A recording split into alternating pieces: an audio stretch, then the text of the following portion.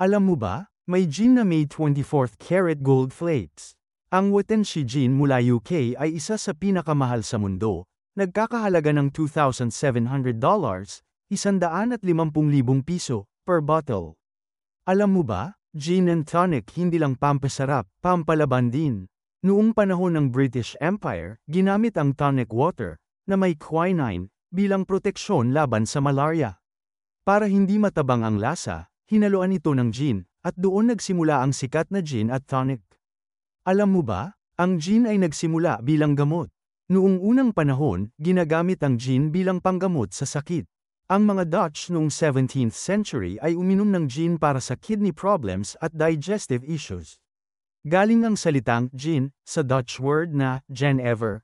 Ang jenever ay isang traditional Dutch spirit na ginamit bilang base ng gin. Noong 1600s, dinala ito ng British soldiers sa England, at doon nagsimula ang modern gin. Ngayon alam mo na.